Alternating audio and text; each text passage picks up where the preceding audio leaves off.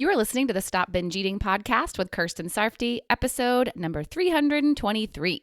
Welcome to the Stop Binge Eating podcast. It's time for you to end your food obsession and begin feeling confident and in control around food.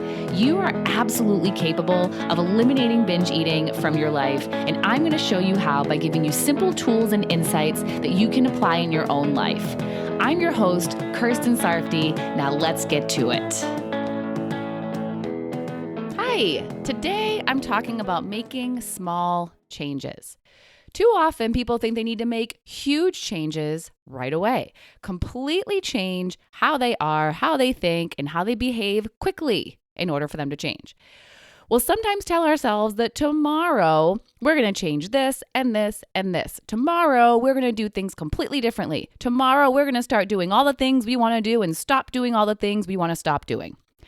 And maybe we'll be successful tomorrow, and maybe the next day, and maybe longer. But for most people, it's just not going to last. It's not sustainable, not because they're not capable of making those changes and they can't do it, but because our brains don't like big changes. Our brains want to conserve energy and do what's easiest. It's just how they are. Our brains love routine and habit. So when we challenge our brain to change routines and habits, what it's used to doing, and do harder things that use more energy, which big changes are and will do, our brain is going to resist. It's not going to be easy for us to adapt.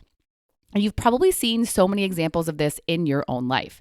I use diets as examples a lot because I bet most, if not all, people who listen to this podcast have gone on a diet or many in their lifetime.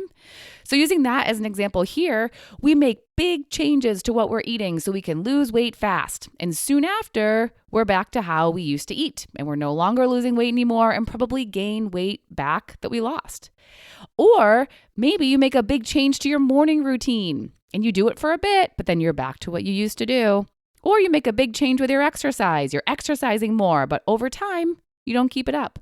Or you make a big change in the way you clean and organize your home, and you do it for a period of time, but then you find yourself not doing any of it. Now, I'm not saying that all big changes aren't sustainable all of the time. Some of you may have cold turkey, quit smoking or quit drinking, or made some other immediate big change that you actually have made into a new habit. But for most people, most of the time, that's not the best way to do it. A better way would be to make small changes over time. Now, a lot of you know this. You're aware that it will be easier to make small changes and that small changes will be more sustainable. But your impatience gets in the way of you actually doing it. You want changes faster. You want results faster. You want things to be routine and habit and more natural faster. But then, as I mentioned earlier, you may see changes, but it might not stick.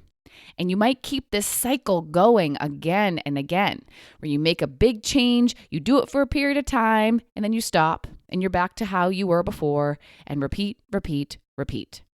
So in the end, it ends up taking longer for you to get to where you want to be. Or maybe you never get to where you want to be because you never do it long enough for it to become a habit and more natural. But had you taken your time and let the changes be slow and build small changes upon small changes, then you would have gotten there. And yes, there may be some moments of 2 steps forward and 1 step back, but that's still progress, and definitely more progress than 5 steps forward and 5 steps back. They say slow and steady wins the race, and it really is true when you're doing something that isn't a sprint, and stopping binge eating isn't a sprint.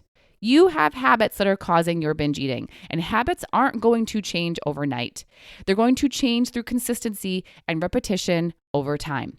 And the smaller the change, the easier it will be to repeat it and be consistent with it. I see people start incorporating back into their life all the foods they've ever binged on that they've been restricting for so long. They buy them all at once and bring them all home. And then they just can't get a handle on not binging on them. They're doing too much too soon. They're overwhelming themselves. It would be so much easier if they did just one food at a time. Work on their thoughts about that one food, get used to being around that one food, and if they overeat or binge on that food, they learn and work on one lesson at a time that they learned from that overeat or binge. I see people just jump right into trying to allow themselves to feel urges to binge or emotions after not having done it for a very long time. And they might be able to willpower through it at first, but then they cave and give in and eat to get out of the emotion or urge again and again. It would be so much easier if they worked on one component of feeling at a time. Find one obstacle that's stopping them from feeling, which is almost always a thought they're thinking. Some people are afraid to feel urges and emotions. So you find one reason why you're afraid and you work on that fear. Then once you feel less fearful about that reason, you uncover another one if there is one and overcome that fear. Some people have a tendency to quit feeling when they've been feeling something for several minutes or hours. So they need to find one reason why they quit. Then they practice overcoming that reason, that justification they use for quitting, and then they uncover the next and work on that. And there are so many things that can contribute to why a person binge eats. The main two reasons are because they're overly restrictive with their eating and because they're not willing to feel emotions. But within those reasons are so many reasons why they might be restricting too much and not feeling. In my Stop Binge Eating program, every week as a group, we're talking about different topics, different examples, different scenarios, different circumstances, different emotions, different thoughts, different excuses and justifications. And often people in the group want to work on everything all at once. And I encourage again and again to not do that. You will work on everything.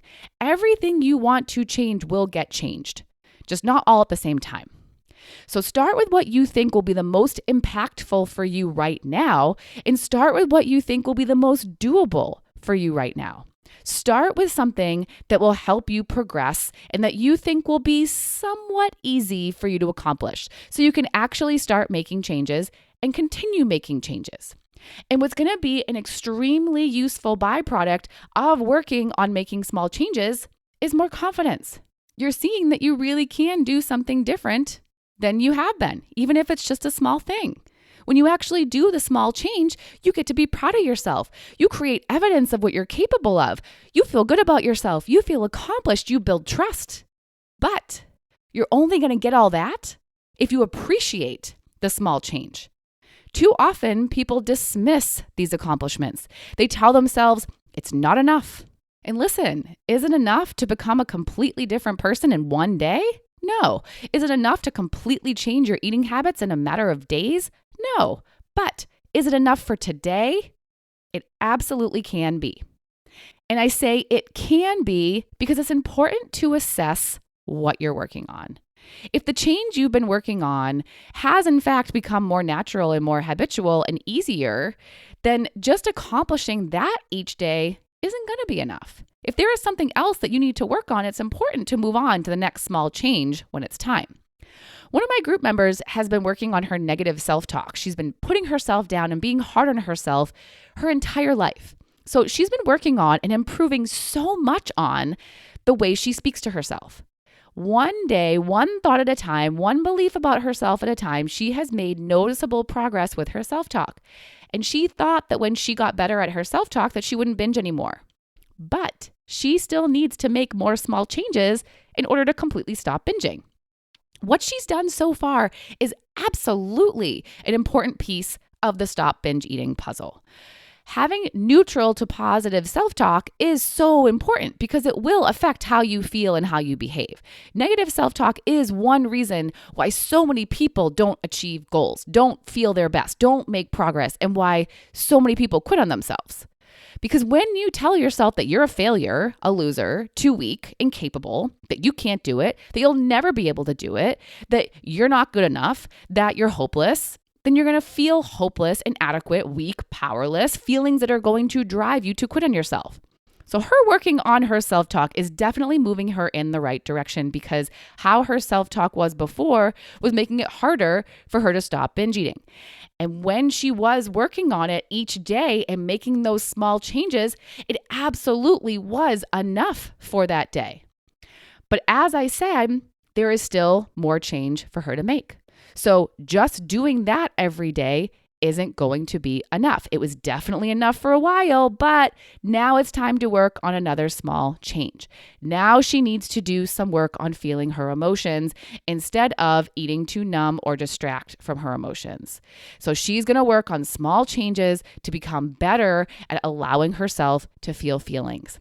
And she's going to work on managing her thoughts so she's not intensifying her emotions and causing herself to compound emotions and causing herself to feel uncomfortable emotions for an extended time, longer than necessary. And she's only going to do as much as feels doable and not overwhelm herself and not try to do too much at once. And it's going to progress her even more and move her forward even more towards stopping binge eating completely. And you're going to do the same. Even if you aren't binging less right away, know that you're doing things that will eventually compound into less binging and eventually no binging. Know that what you're doing matters and is helping. Know that any change, no matter how small, will make a difference. Be patient. Do what's doable. Experience the small wins and be so proud of them. Give yourself credit for them. And when you feel like what you've been working on changing is getting pretty easy, work on one more small change. Keep moving forward, one step at a time. You got this. Bye-bye. Thank you for listening to the Stop Binge Eating podcast. If you like what you heard today and you want more, go to coachkir.com/free. That's COACHKIR.com/free to get some awesome free stuff to help you stop binge eating.